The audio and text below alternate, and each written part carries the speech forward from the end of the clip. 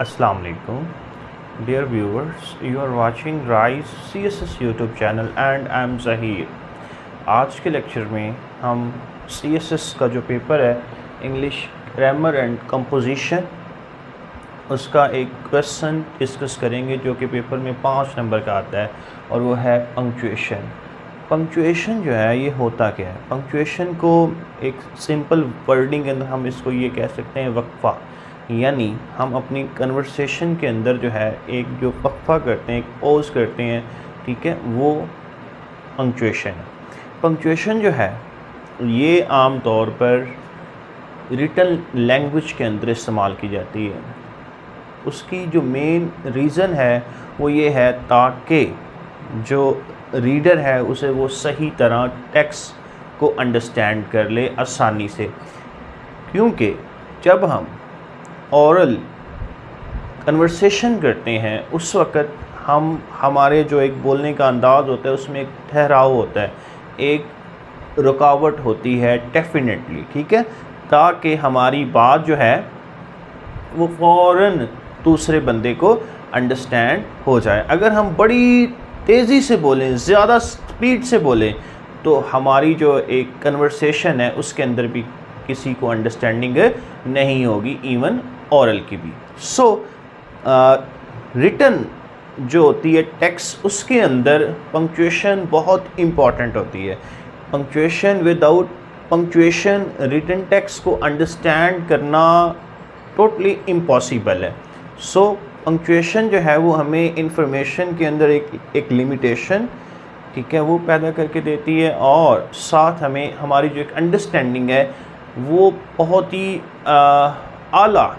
आला दर्जे की हो जाती है, ठीक है, और हमें जो है वो एक अंडरस्टैंडिंग होती है कि कौन से सेंटेंसेस जो हैं वो राइटर ने इस्तेमाल किए, कहाँ पे उसने वक्फा किया, और ये जो उसने पंक्चुएशन इस्तेमाल की उसके पीछे उसका कौन सा पर्पज़ है।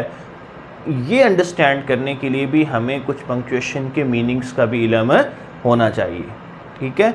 फॉर एग्ज़ाम्पल, अगर फुल स्टॉप आ गया तो हमें ये पता होना चाहिए, हमें ये मालूम होना चाहिए कि अब उसका एक सेंटेंस, एक फ़िक्रा मुकम्मल हो गया। सो आज हम उस पर डिस्कशन करेंगे कि इम्पॉर्टेंट पंक्चुएशन कौन सी हैं और उन्हें किस पर्पस के लिए राइटर्स इस्तेमाल करते हैं। Again I would like to repeat it कि पंक्चुएशन जो हैं वो टेक्स्ट को आसान और इजी बनाती हैं और अंडरस्टैंडिंग, किसी भी टेक्स्ट को अंडरस्टैंड करने में बहुत ज़्यादा हेल्पफुल होती हैं। सो आए अब हम जो है ना मुख्तलिफ पंक्चुएशन के ऊपर बात करते हैं।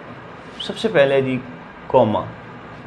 कॉमा एक शॉर्टेस्ट जो एक वक्फा होता है ना, एक मुख्तसर वक्फा, एक थोड़ा सा आप अपनी गुफ्तगू के अंदर एक ठहराव लेके आते हैं। रिटन ओरल के अंदर जो है वो पंक्चुएशन इस्तेमाल नहीं होती, वो आपका जो बोलने का अंदाज़ होता है उसमें एक जो ठहराव होता है नेचुरली तौर पे, उससे जो है सामने वाला जो एक लिसनर है वो आसानी से उसको अंडरस्टैंड कर लेता है। ये जो है वो रिटन लैंग्वेज के अंदर इस्तेमाल होती है। पंक्चुएशन है रिटन लैंग्वेज के अंदर इस्तेमाल होती है। सबसे पहले जी कॉमा। कॉमा आप अपनी कन्वर्सेशन, अपने सेंटेंस के अंदर ही, यानी सेंटेंस के अंदर आप अगर को मुख्तसर थोड़ा सा वक्फा लेके आएँ, ठीक है, सो वो होगा कॉमा, यानी थोड़ी सी आप उसके अंदर रुकावट लेके आएँ तो उसके लिए आप कॉमा इस्तेमाल करेंगे। उसके बाद है कॉलन। कॉलन जो है less strong than full stop. Colon जो होता है, एक फुल स्टॉप जो होता है वो उसमें सेंटेंस मुकम्मल हो जाता है। कॉलन के अंदर भी फ़िक्रा मुकम्मल होता है, लेकिन इसमें वो इन्फॉर्मेशन मुकम्मल तौर पर नहीं होती। जैसे सेंटेंस में एक कंप्लीट सेंस पाई जाती है, ऐसे कॉलन जब हम लगाते हैं तो उसका जो एक वो सेंटेंस का हिस्सा उसमें कंप्लीट इन्फॉर्मेशन नहीं पाई जाती, इसलिए less strong than full stop. उसके बाद तीसरा है क्वेश्चन।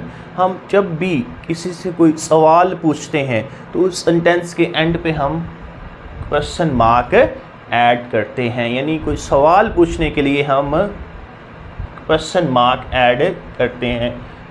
डैश, डैश जो है इसका ये वाला साइन है, ठीक है।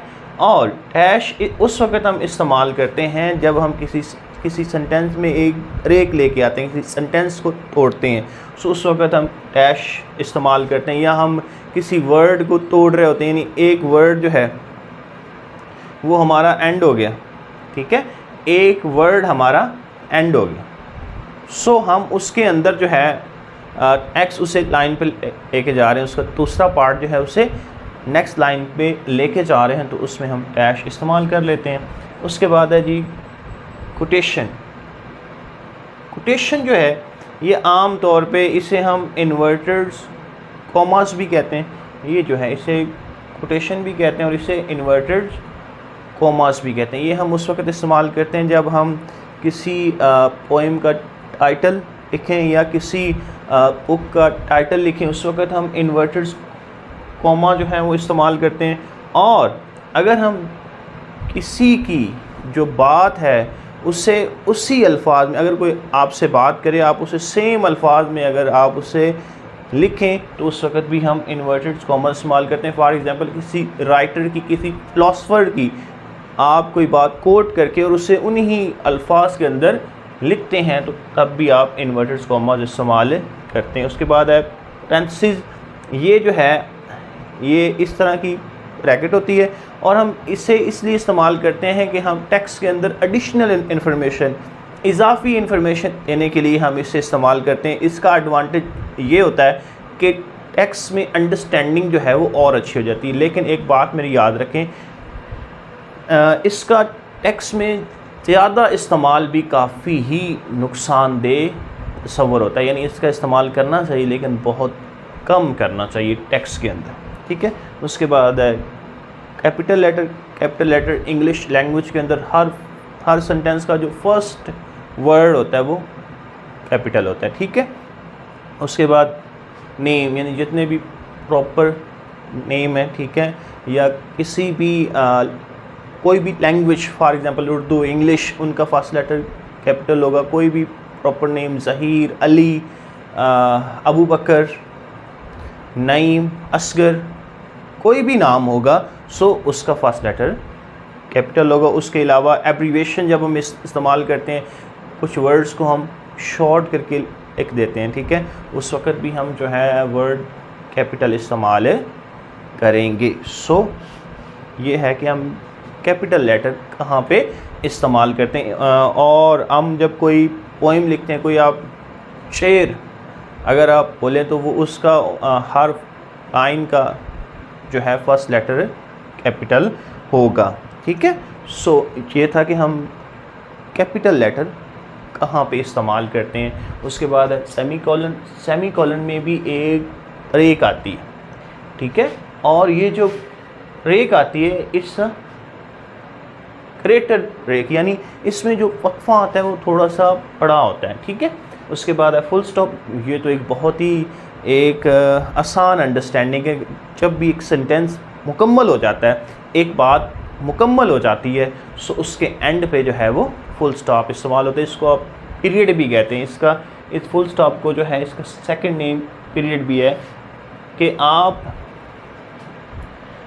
एक सेंटेंस जो होता है मुकम्मल जो होता है उससे दूसरे मुकम्मल सेंटेंस से सेपरेट करने के लिए हम जो है फुल स्टॉप इस्तेमाल करते हैं। उसके बाद एक्सक्लेमेशन मार्क जो है ये हम उस वक्त इस्तेमाल करते हैं जब हम सेंटेंस के अंदर स्ट्रॉन्ग फीलिंग या इमोशन जो है उन्हें एक्सप्रेस कर रहे हैं, उस वक्त हम एक्सक्लेमेशन मार्क इस्तेमाल करते हैं। उसके बाद है अपोस्ट्रॉफी। अपोस्ट्रॉफी जो है हम उस वक्त इस्तेमाल करते हैं जब किसी चीज़ की जो है हम मलकियत का इजहार करना चाहें या हम जो है वो कहीं कुछ वर्ड्स को काटें, ठीक है। फॉर एग्जांपल आप कुछ वर्ड्स को दरमियान में से काट दें, कुछ वर्ड्स को नहीं, एक वर्ड में से उसके एक आधा लेटर जब आप काट दें, उस वक्त भी हम अपोस्ट्रॉफी इस्तेमाल करते हैं। उसके बाद है हाइफन।